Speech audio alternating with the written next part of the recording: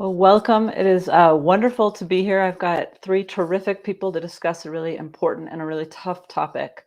I'm going to take 5 minutes to set the stage. I'll introduce our speakers after that. We'll start talking together. Please send in questions. Send in questions the whole time. We'll turn to them about partway through the discussion.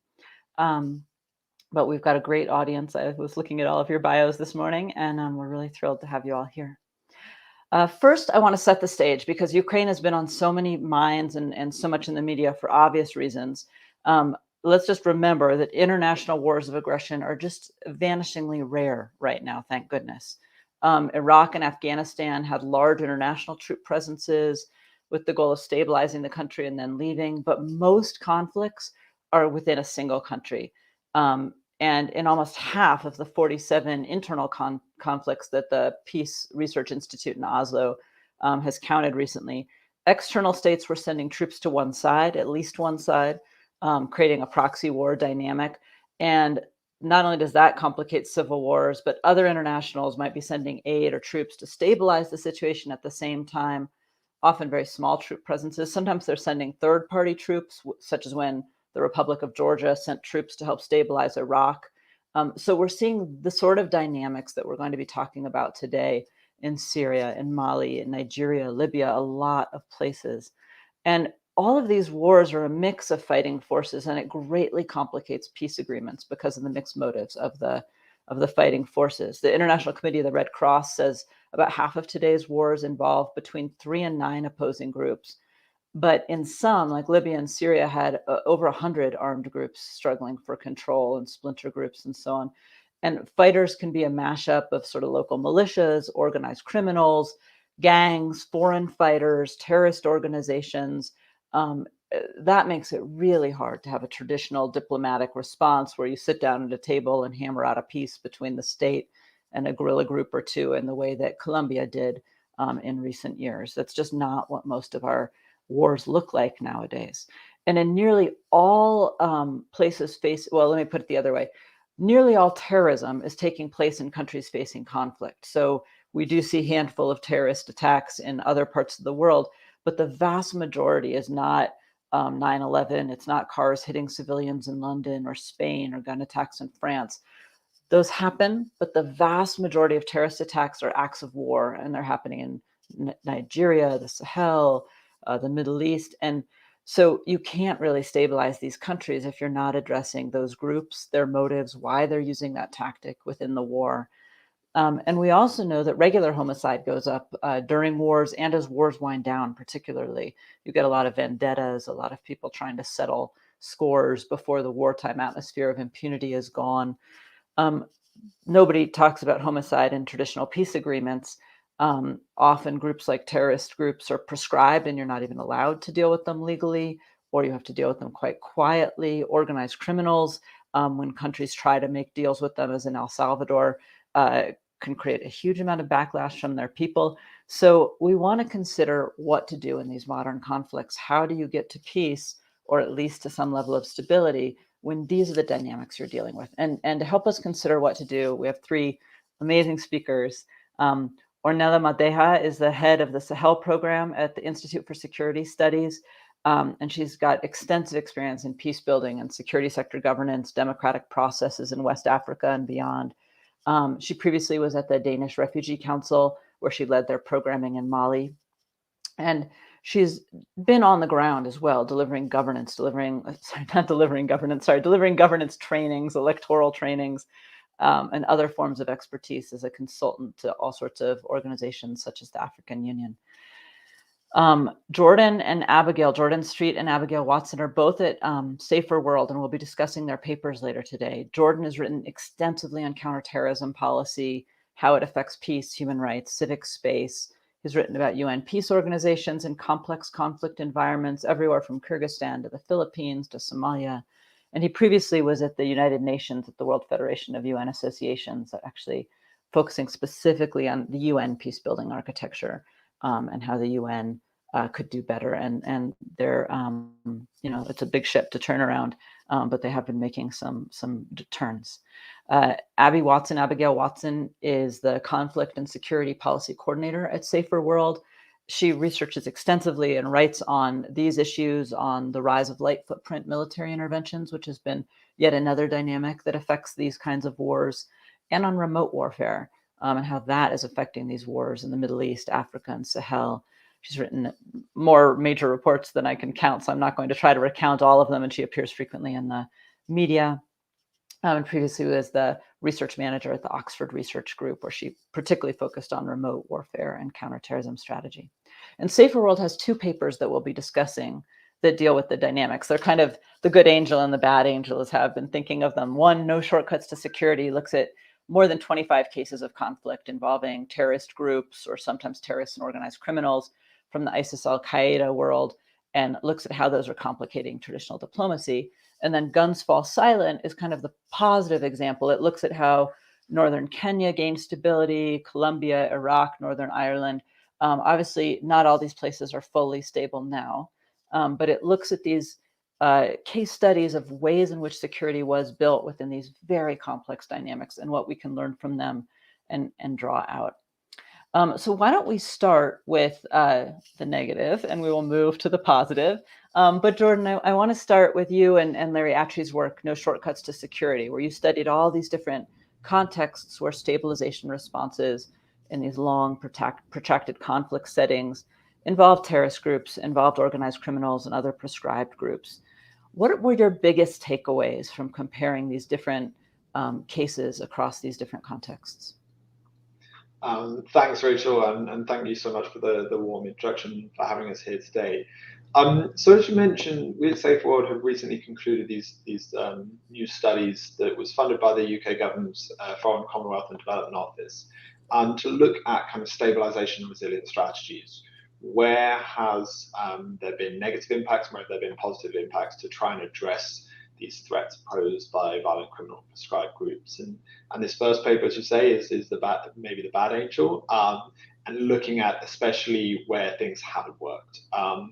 And we analyze patterns in conflicts involving prescribed groups from Afghanistan, Egypt, Kenya, from Central Asia, Iraq, the Sahel, Philippines, Somalia, Syria, Tunisia, Yemen. So very kind of different contexts, but always dealing with violent prescribed terror groups in some way. And our evidence illustrates that with multiple examples how national and international actors and coalitions intervening to counter terrorism in these settings have really not consistently analysed prescribed groups, partners, and underlying issues that well at all. And I think that's the major takeaway. And so this, in our opinion, has been the kind of key factor it's missing this crucial element in understanding the resilience of prescribed groups, that despite their brutality and banality, these groups have exhibited what we call an ability to do conflict analysis better than their rivals. And I think that this is quite a provocative statement, but I think it kind of it holds up. And in the context we've studied, the common threads of conflict drivers, I think, really resonate with what your work and says in a savage order. There's kind of four main things. The first is this predatory security environment from both states and non-state actors alike. The second is these kleptocratic levels of corruption from state authorities. The third is these large-scale injustices and the absence of any serious channel to redress the injustice. And then fourth is a common conflict driver, but unequal access to services, opportunities, and resources. And this has really stood out, that prescribed groups and their ability and flair for this conflict analysis to tailor their approach to these four kind of major conflict drivers consistently and effectively, they do so in a way that state and international responses haven't always been able to do. And so this is a really crucial element that's coming across in all of those case studies that we've been looking at. Boy. If your enemies are doing a much better job at analysis and are able to use those threads to get some level of support, what are the main challenges and mistakes that states are making when they're attempting to overcome these sorts of groups or counter them? Well, this probably won't be news to anyone who's followed these issues over the past 20 years, but the state response, by and large, has kind of foreclosed political solutions.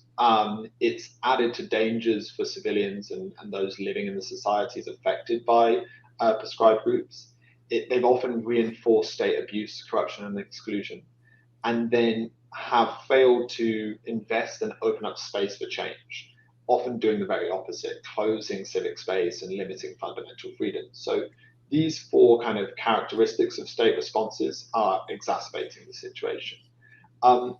Now, this happens because of a number of things, but predominantly, as I said before, the weak analysis is the starting point. But what that then leads to is these short-term violent strategies that generate blowback. And this is often taken by leaders who are trying to be decisive, but without thinking through the long-term consequences. And then this leads to poorly designed security systems and partnerships, which is constituted with perverse incentives, and then undermines opportunities for conflict resolution, peace building, relief and development programs. And then, of course, one of the common threads is a complete neglect for understanding the gender dimensions or working to support women and girls and women's organizations responding to violent prescribed groups. And so together, this leads engagement strategies to try and take shortcuts to security, hence the name of the paper. And this is why we think they continue to fail. And I think maybe just an important thing to just say is that we know that this is really hard. We know stabilization strategies aren't easy.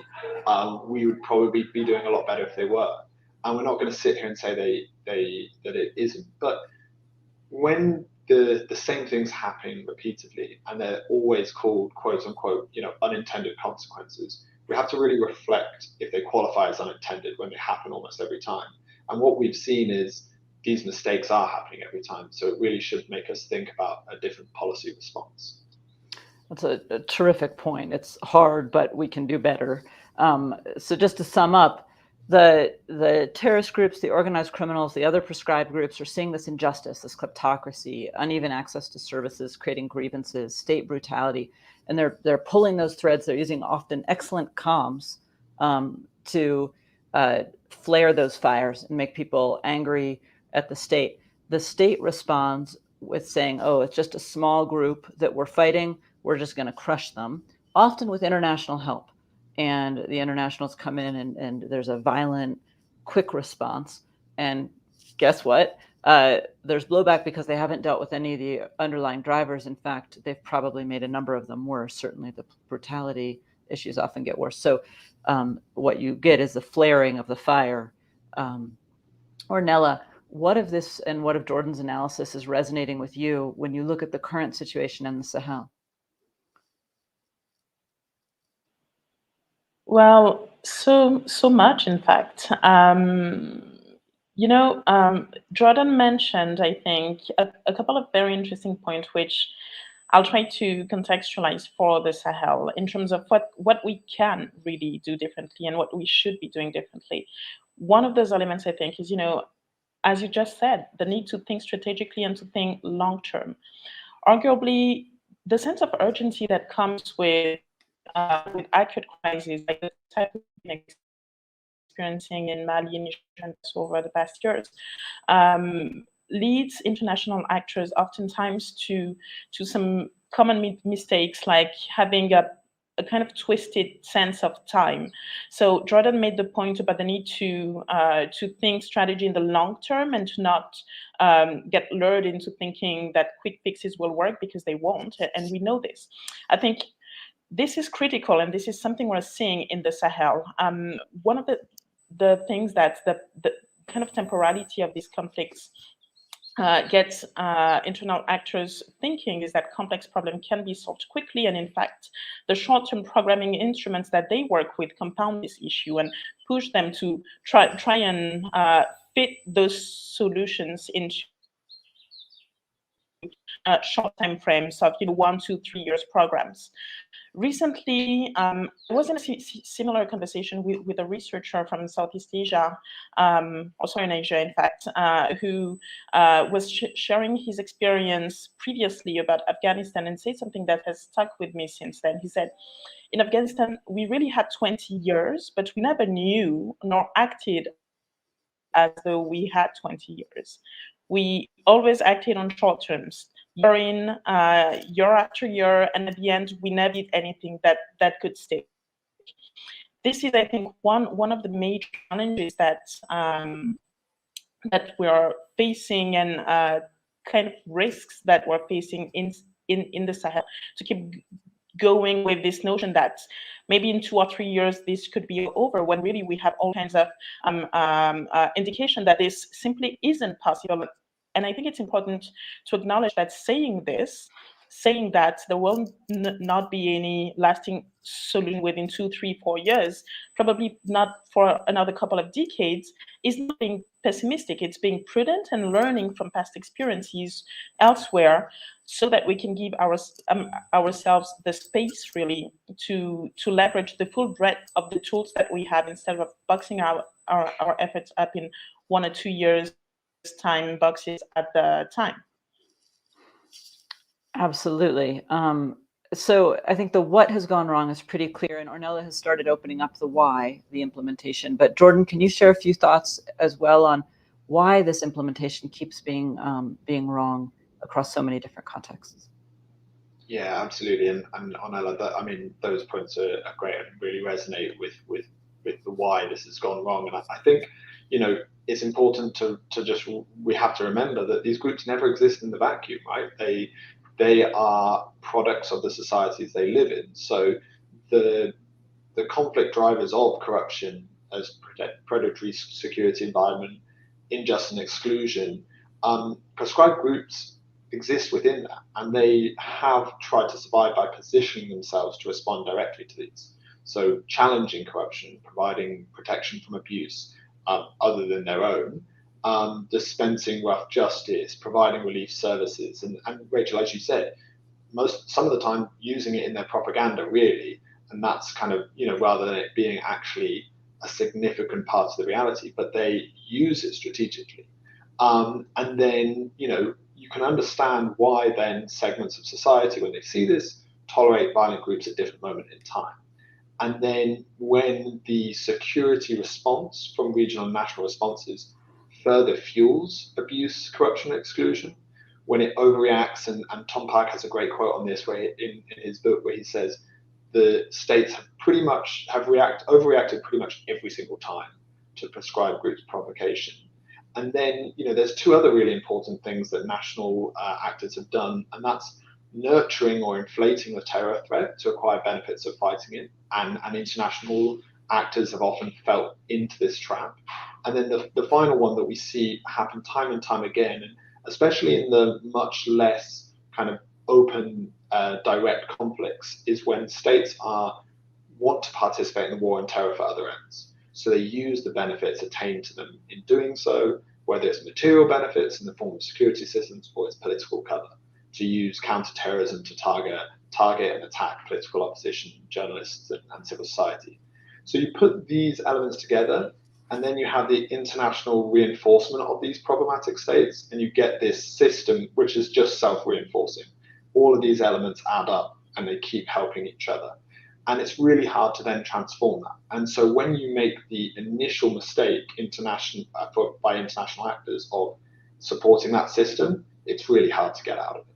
And I think that's kind of the key lesson of why this is happening. And so moving forward requires us to have that active learning of what the mistakes we've made, whether that is in these traditional prescribed groups and counterterrorism settings, and how we can move this towards kind of conflicts that will be taking place in the future, but to try and transform these patterns and dynamics and not fall into the same trap. So, Rachel, that's maybe the glass half empty view, and hopefully now you can get the glass half full view from Abby.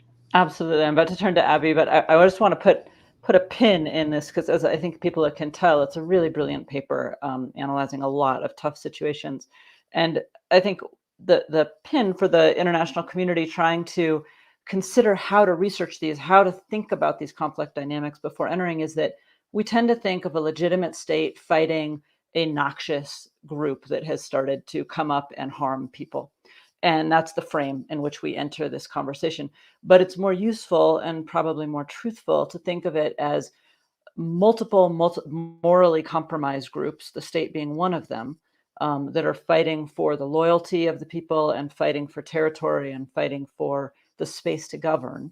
And the state is not necessarily privileged in that, other than the fact that it has access to international resources.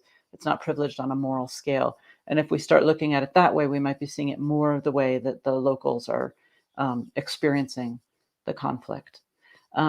Abby, given that fairly bleak view of the situation, you have written in How Guns Fall Silent an analysis of relatively more successful cases where the international community was able to turn it around, change their lens, and do better. Can you give us some insight into how that happened? What worked better? Yeah, so thanks Ornella and Jordan as well for laying out some of the problems. The second report that we did as part of this project was sort of trying to complement what Jordan was saying with answering exactly that question. How can we do better, and what can we do instead of these problematic policies that we've seen time and time again haven't worked?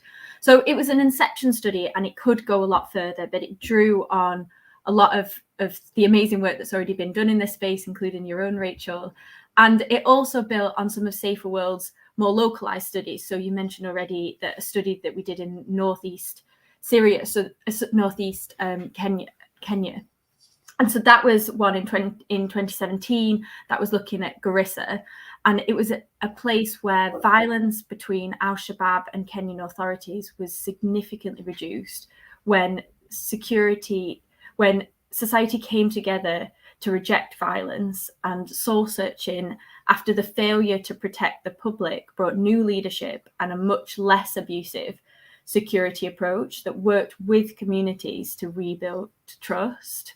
So building on this relatively localized example and other literature in this space, we set out to explore similarities and differences between comparable but much larger scale examples. So we looked at three. We looked at Colombia between 2010 with the election of President Santos to 2016 with the peace deal between the Revolutionary Armed Forces of Colombia, or FARC, and the Colombian government. Then we looked at Northern Ireland between around 1981, where the hunger strikers had a profound impact on both sides and led to reassessments of the conflict, which we can talk about later. And in 1998, the Good Friday Agreement, where it signaled an end to the protracted era of violence known as the Troubles. And then the last one that we looked at was Iraq between 2006 and 2008, where the vicious civil war precipitated by the invasion and the subsequent approach was transformed in just 2 years, and violence in Iraq fell by over 90%. So it's important to note that we looked at specific periods of time, and you've already said that none of these are perfectly peaceful societies now, and what happened before was also as important. But why we looked at these periods was because we seem to see individuals make decisions that brought violence down and made some progress to transforming protracted conflict into peace and addressing conflict drivers. So each process, while it was very different and a lot had its flaws, some of them very big flaws, there were common elements between each of them that we thought had lessons for the contemporary conflicts that we see now, even though they might be very different. Terrific. I think, first of all, I want to just compliment you. It's pretty brave to pick some of these case studies. For instance, a few people want to say that anything in Iraq was a success, but there was this period. And I think one of the reasons it's so important to pick these out is that it's easy when you hear the problems that you've laid out and you hear some of the suggestions of what to do to say, oh, it's impossible to implement. We have to work short term, as Ornella was saying, because that's how our contracting works, or, X, Y, and Z, and to sort of dismiss the solution set as just impossible because of our own political economy in our countries. But what you're pointing out is actually, no, this has been possible. It's been possible in modern conflicts and in others. It's just hard, and it requires a different way of thinking. So can you lay out some of the common factors for success that you found in these cases? Yeah, so across each of the three cases, we wanted to highlight 5 common factors for success. So I'll go through each of them. So the first was revisiting assumptions and renewing a strategy with a focus on getting to peace. So in each of the cases, there was a political, analytical, or strategic shift, be that because of fatigue with violence, political pressure to achieve solutions, or the arrival of new leaders and new ideas, which helped frame new approaches. So, for example, in Colombia, President Santos led a move beyond his predecessor's all-out war against FARC to construct a way out of the harmful stalemate. Then the second was adopting people-orientated and confidence-building security approaches. So in each case, security approaches were reorientated away from indiscriminate abuses towards a focus on providing security for people, building trust, and keeping the political pursuit of peace on track. So, for instance, in the intense violence of Iraq, although it continued to make some important mistakes as it wrestled control from violent and sectarian actors, the coalition moved off large remote bases to operate within neighborhoods, working closely with local security forces and communities to attempt to rebuild trust. And then third, there was an effort to pursue dialogue, deal-making, and reconciliation across enemy lines. So in each of our cases, there was efforts to bridge distance or opposing groups, move violent actors back towards the political space, dispel mistrust, build confidence, and construct platforms and agreements for tackling pressing issues. So in Northern Ireland, as Sinn Féin and the UK government seemed more open to negotiation, an important role was made by the US, the Republic of Ireland, the EU, and then key individuals like John Hume, who helped move the groups towards a settlement for sharing power and working together. Then fourth, addressing wider conflict drivers and making people a better offer.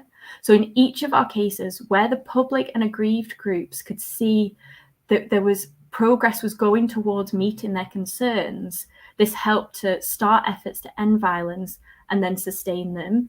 So in Iraq, there was a redoubled investment to restore power and essential services, tackle arbitrary detention, support offender rehabilitation, boost jobs and government spending, and provide an honest perspective to the public about stabilization efforts. And then fifth and finally, was supporting and enabling society to nourish peace efforts through bargaining and accountability. This is about the potential of civil society to play a critical role in shaping peace processes and political settlements towards a focus on justice and equality to help them keep on track towards non-violence. So for instance, in Colombia and in Northern Ireland, women's groups played a really important role in creating a more progressive peace deal, while arguably the failure to engage secular and less patriarchal elements of Iraq's society demonstrated the importance of doing so. So those are our 5 key things, and I'll leave it there, but I do want to just go back to the point that you made at the beginning. Each of these cases also showed how reversible these steps can be, and how, it also goes back to what Ornella was saying as well, like these are long-term processes. Yeah, I want to turn back to you, Ornella, and talk about the Sahel, but I have to just add, as you've been talking, I've been thinking about the United States because a lot of my work has been focused on the US, and of course, we're having a problem with militia groups in the US, as the January 6th Select Committee is making really clear. And we're at the very beginning of a cycle like this. A lot of people feeling that the system is rigged. Overwhelming numbers on both sides of the aisle feel the system is rigged. It's not a kleptocracy, but a sense that there's a great deal of injustice, different people with very different opinions about who should be on top in society and how services are being delivered. So I think it's important, first of all, to underline that the grievances that are being underlined don't have to be accurate, nor do they have to be shared by all the society for them to find a foothold in at least a part of society. But it also underlines, as I think of the US, just how hard it is to do some of these things. I mean, the idea of negotiating with militia groups rather than accountability. I mean, we don't have quite the same dynamics in the US. I don't want to draw too close a comparison, but some of it is useful to just remind yourself how hard it is to make these changes in your policy stance, to move from a pure accountability policy stance to an answering of grievances, some of which leaders might feel are not fair. Some of which might be very fair, but there might be racial or ethnic or religious elements that make it very hard to do. So with that frame that Abby has set out, Ornella, of how to do better, what does the international community need to think about in the Sahel? What could they be doing differently in a practical way that you think would make a difference on the ground? Thanks, and thank to the three of you for all the comments so far. This is super thought-provoking, actually.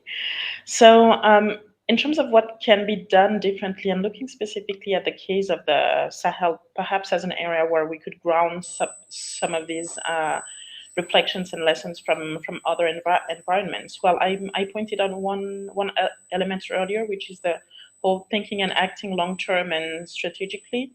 But I think another common kind of mistake that can be avoided in a realistic manner is the way we think about political economy of conflict and the way in which international themselves fit into this. What do I mean? There is a tendency to kind of throw always more money at issues in the context of crisis and expect this to be a positive path towards resolution. Obviously, investments are needed and should be carefully considered and designed. But otherwise, I mean, if they're not as carefully considered and designed, and this takes us back to the points that Jordan and Abby were both making about the need for much more refined contextual knowledge. Well, if these elements are missing and we keep just replicating the kind of general stabilization toolkits that we have seen in other places, that one of the related risks is essentially to exacerbate existing corruption issues, to destabilize local economies, and, well, to essentially make things worse instead of solving them. So what this means for international community actors, I think, is that they need to cultivate the kind of expertise that will allow them to understand how these dynamics work and to be able to anticipate how their own input may feed into these in either a voluntary or an involuntary way. I really liked what Jordan said earlier about the fact that, well, you know, perhaps we should question what is unintended, because when something is expected, and yet we do it, even if it's not our active intention, somehow we can be held accountable for it. So this is exactly, I think, one of the key elements. Perhaps a second one I would raise in terms of what can be done differently in terms of recommendation kind of is, again, still linked to the need for much finer grounded strategy, finer context understanding, and so on, is the need to leverage the resources that research and local knowledge offer to question some of the kind of sweeping assumptions that have been doing so much harm. It is essential, I think, to look at evidence in order to identify what these assumptions are. We all kind of know that assumptions are not good, but the challenge in a specific context is to identify what is an assumption when everything sounds and looks like common sense because we have heard and seen it over and over and over again. So that's one thing, and the kind of flip side to that is to also be able to identify the blind spots that need to be addressed once we have debunked those assumptions. Here, the challenge is that over-reliance on preconceived ideas that lack this kind of very contextualized evidence base can lead to critical mistakes, such as wrong geographic priorities, or at least wrong balancing in geographic priorities. That's one of the things we have been seeing in the Sahel, with the tendency to, you know, have a very kind of red zone-driven approach to stabilization. Wherever things are going the worst, everybody rushes into that and forgets everything else that's around. Well, 10 years into this crisis in the region, we have enough kind of experience to see that while we were all looking towards the northern part of Mali 10 years ago, the crisis started shifting towards the central part of Mali. When it took root there, it kept shifting to the northern part of Burkina Faso and so on. So, you know, this kind of firefighters approach that makes it easier to sell to parliaments back home because this is where the casualties are happening and so on is not actually all that's needed. There is a need to look at different geographies, at what we would call gray areas, areas that are at risk based on very concrete indicators and factors of being next, but where it's not that bad yet. Well, there is a need to include those type of elements. I would say that some stakeholders in the Sahel have started doing this. So there is some hope, but most are still very, I would say lagging behind a bit on these issues. I want to drill down on the hope, but first let me just remind everyone, please send in questions. We would love to answer your questions. I would be happy to continue talking to these folks for the rest of the time we have, but I'm sure you have things to say as well.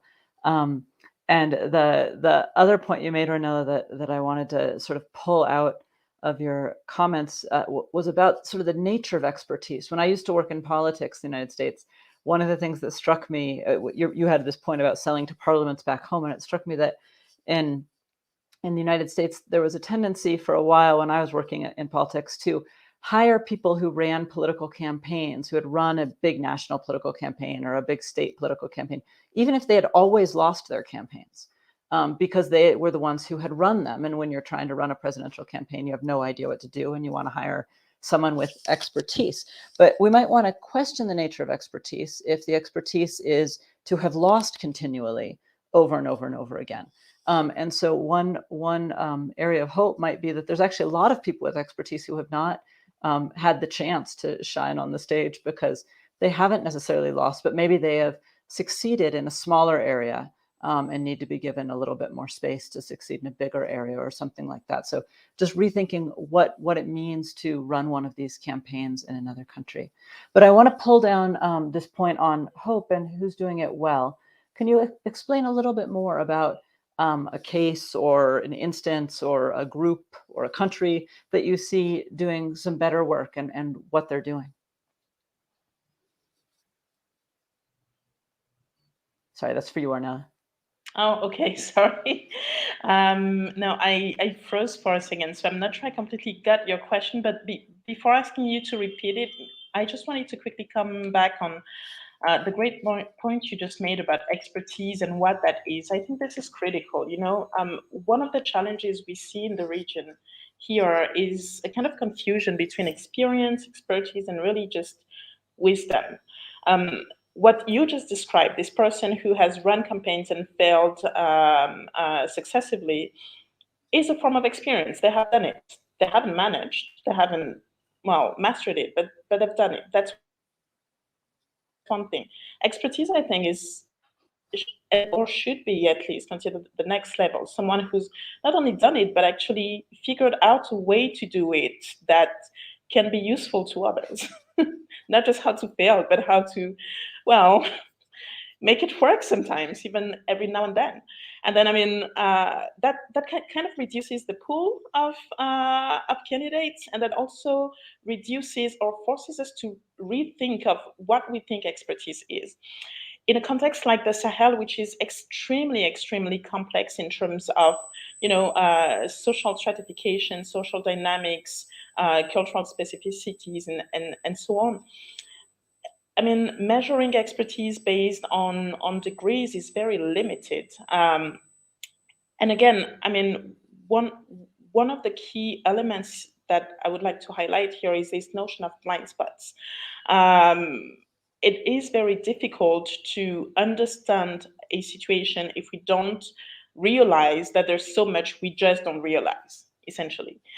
So we're kind of looping back on a bit of a Dunning-Kruger effect here, but this is why we need to have local, I mean, I'm not a big fan of the word expert, but at least just people with local knowledge, people who understand how societies work, who understand how political institutions work, people who understand, for instance, in the case of Mali, where I'm based, that the core of state power is not actually in formal institutions, it's in informal dynamics that may sit or be played within or outside institutions.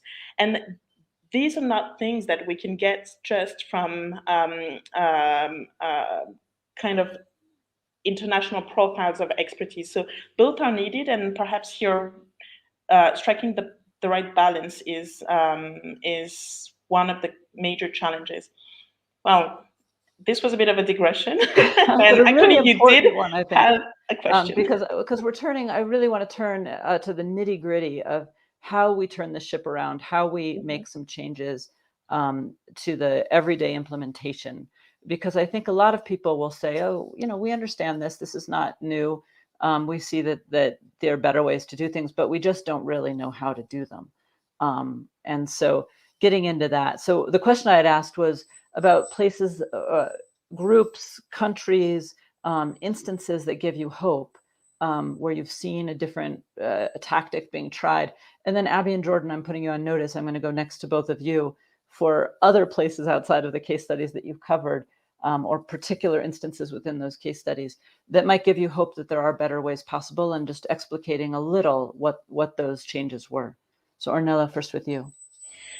So I mean, in terms of hope, I would say, for instance, you know, there are some organizations. I'm thinking about a couple of Swiss NGOs, a couple of other programs from other European countries. I'm thinking of the Netherlands, for instance, who implement some programs that are not directly connected to the security crisis, but that essentially try to make the situation better, to address some of the core grievances that make the bed for armed groups. Things like access to better healthcare, access to better education, and so on. It's very difficult to do that in the red zones, but they tend to implement that kind of programming in those non-red zone, in those gray areas, in what seems like a bit of a containment strategy. It's rarely articulated as that, but really it functions this way. And this, I think, is a smart way to approach things in a realistic way, acknowledging also the limitations of what individual external actors outside of major coalition buildings and so on can do. So initiatives like that, I think, should be encouraged. Really interesting. Abby, do you have something to add about particular instances or initiatives that you see as helpful to these dynamics? Yeah, I mean, maybe it's worth flagging some of the broader work that Saferworld does. Like from a research point of view, we don't just learn from the research that Saferworld's done, but also the programming that it's done. Like it's based on the knowledge that the knowledge and the experience that if you empower local individuals in places like Yemen, South Sudan, then you can that people in conflict affected contexts have the best solution to addressing the drivers of those conflicts, because they know them, they live them, they understand them. They can tell you how marginalized groups, whether they're women or youth or others, how they experience conflict differently. So all the programming work that Saferworld's done that's based on that premise has had a number of successes, from resolving water disputes in Yemen to others, all based on that idea that if you empower these individuals in the conflict affected context, then you can find at least localized solutions to those conflicts. Jordan, I'm turning to you with the same question, and then we're starting to get some good audience questions that I want to pull in here. Well, Abby stole all my answers, but no, just very kind of localized response on that. I mean, I saw in Kyrgyzstan how the UN back in 2019 and 2018 was falling into a little bit of a trap that Ornella was speaking about these blind spots and these assumptions of what the root of the problem was, and it was framing a problem that was actually about societal conflict around violent extremism and terrorism. And actually then when it went back to really analyzing what the conflict dynamics were and working out what peace building needs assessments were, it realized that actually PV programming was not going to be the thing that needed to respond to these conflict drivers. It was actually conflict resolution, local community-based peace-building work, and it actually reconstituted the peace-building fund support that was happening in country in Kyrgyzstan, away from a securitized counterterrorism lens towards a peace-building lens. And so, it can happen, and there are examples of this happening at a kind of a national or a local scale. And it often is based on leadership of people in mission or in certain departments that are actually able to take this analysis forward. So, these kind of examples give us hope. They just need to happen a lot bigger and a lot more writ large.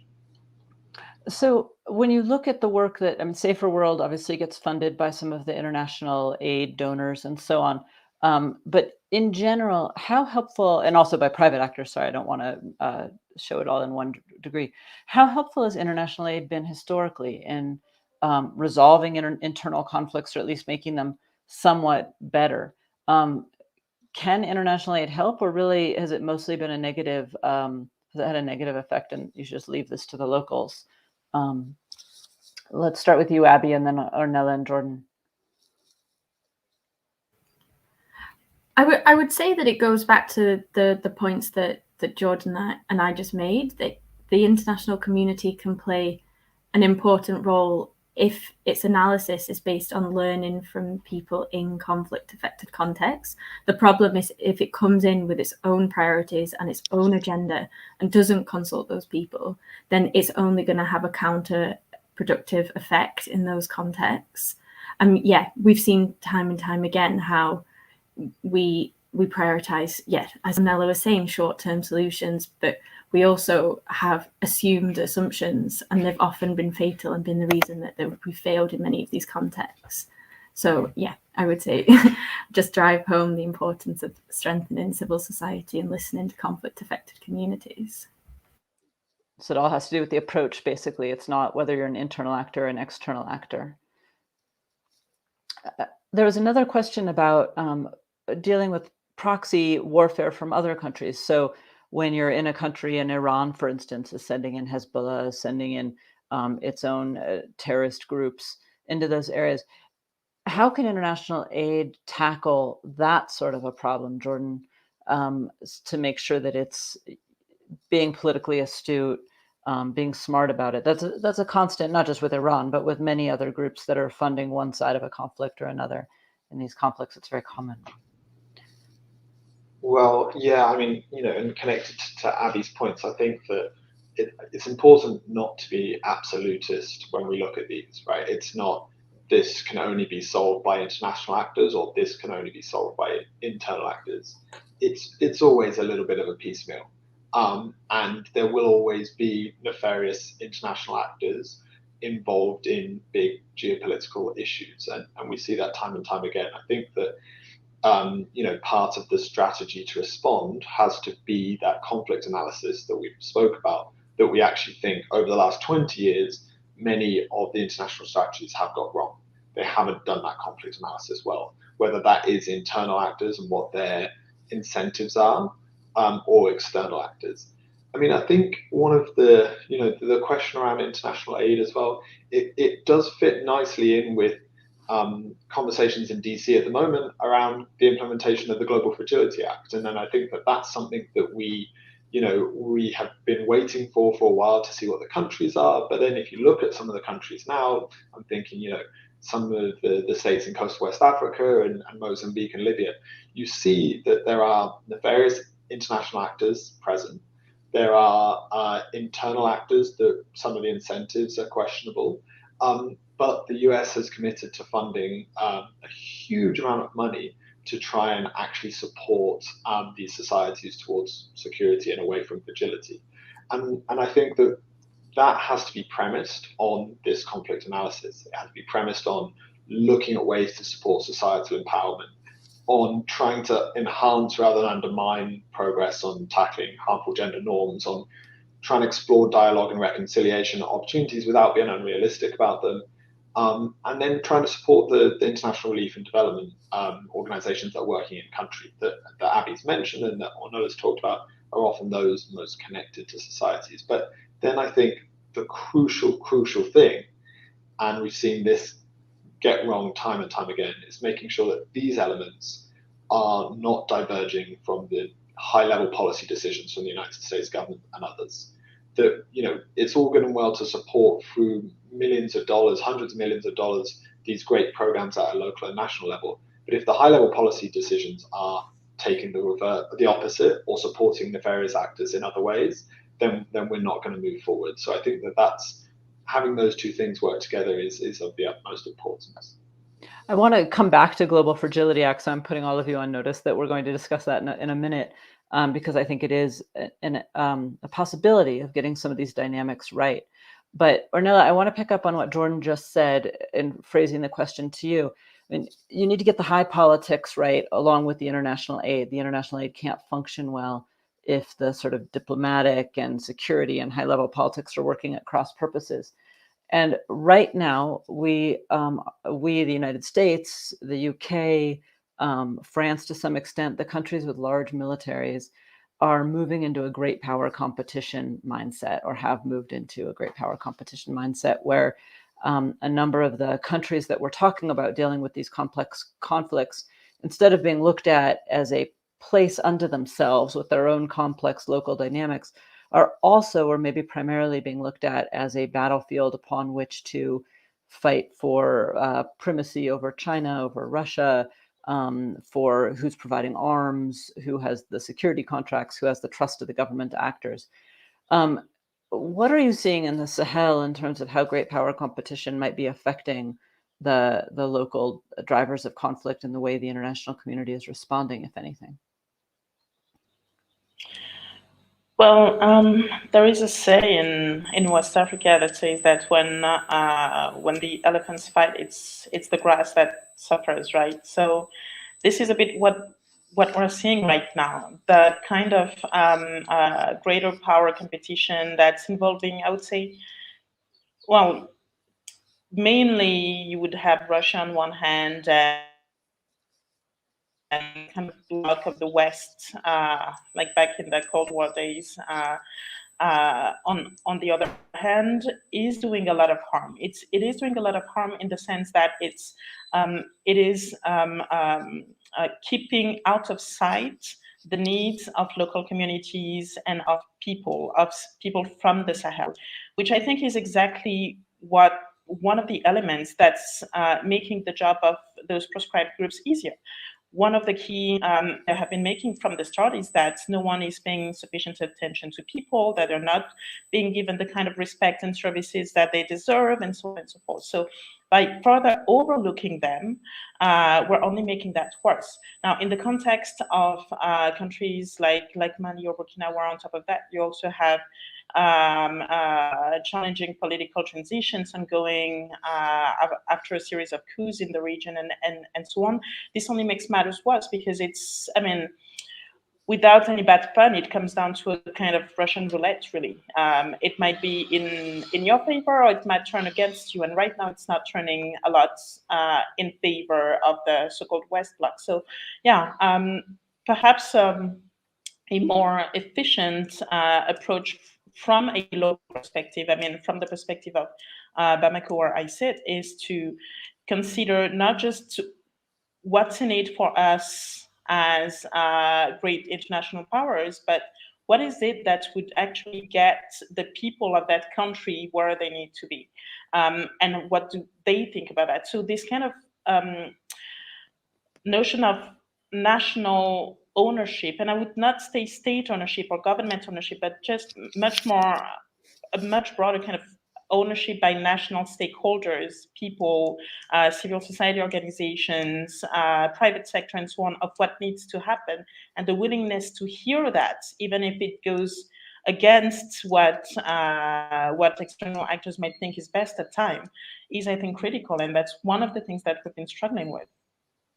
You know, it makes me think that it's in some ways about trust, that the international community has to trust that if they actually make the situation better, people will recognize them for that, and will recognize who's making the situation better and who's making the situation worse, versus furthering a corrupt or kleptocratic international order that might help in the short term, but over the long term, everyone loses. I said I wanted to come back to the Global Fragility Act. I'm sure if Biden, I know that there are a number of Biden administration officials listening to this conversation, and my guess is that a number of them think, yes, I agree, but there's always competing interests. It's hard in reality. We're fighting this portion of X agency who wants to do a more great power competition style activity in this country. And at the same time, the U.S. has this great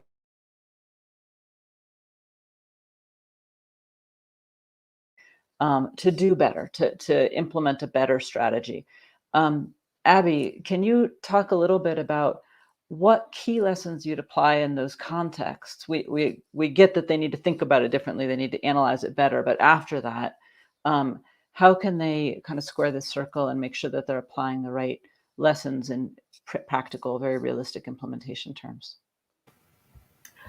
I mean, there's also a bit of a sense that maybe we should reassess what realistic means, because certainly like idealistic strategies that promise all things to all people with no capacity or leverage or rigorous thinking are bound to fail. But it doesn't mean that the US can, like it doesn't have the option to concentrate on immediate interests like counterterrorism or counter-migration or near-peer aggressors.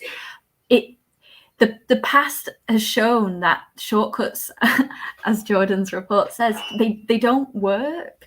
And so there's very few examples of where operating without a clear, well thought through out and realistic strategy in a long-term sense has achieved positive change. There's many examples of where it can make things dramatically worse when we don't do that. So there's of course a balance that needs to be struck between addressing short-term and long-term goals, but campaigns in the Middle East, the Horn of Africa, and the Sahel and elsewhere show that unless we actively prioritize long-term objectives, and something else that we've seen time and time again is a desire to do something, no matter what that thing is. And unless we're thinking through whether that thing is actively prioritizing long-term priorities, then we know that we're only going to make things worse. And so when we're thinking about what is realistic, it has to be those long-term priorities that put people at the center. Terrific. We have this methodology question, and the nerd in me really wants to answer a methodology question, so I'll take that one, which is that given the lack of counterfactuals, can you learn from individual conflicts, and are they relevant beyond that specific context? And when I wrote A Savage Order, I was really, you can't do a good analysis without keeping those methodological questions in mind. And I use natural experiments wherever possible to try to get around that problem of counterfactuals. And the natural experiments were actually not hard to come up with. There are a number of ways that you can do that kind of analysis and make sure that the lessons you're drawing work beyond the context or work in that specific context, whichever you're trying to do. I think your paper, similarly, you're looking at more than 25 odd conflicts to draw the conclusions about what went wrong. And then when you're looking at what went right, while you don't write about the counterfactuals in quite the same way, you have them in your gigantic database of work that Saferworld has been doing. So I think it's pretty sound research. And the fact is, we apply the same problematic strategies across conflicts as if they are relevant to different conflicts in question over and over and over. So it might be useful to start applying some of the lessons learned from those conflicts to do better. And we do have this great opportunity in the Global Fragility Act. And I would say that one thing that the war in Ukraine has done, while it's an unusual war, it has brought more to the fore some solidarity among groups that previously had not always been willing to cooperate and think together about strategy. And getting the international global world to think a little bit more about strategy in these countries is really important. And so I think we do have a window of opportunity here if we don't blow it with the great power competition overshadowing all the lessons that we've learned over the last 25 years. I want to thank our speakers. It's been a really fascinating discussion. I really appreciate all of the hard work that you've been doing and the good research. And I recommend both papers from Saferworld, very much so. No Shortcuts to Security, which stands for itself, and Guns Fall Silent. Thank you all very much, and good luck with the rest of your day and the rest of your work.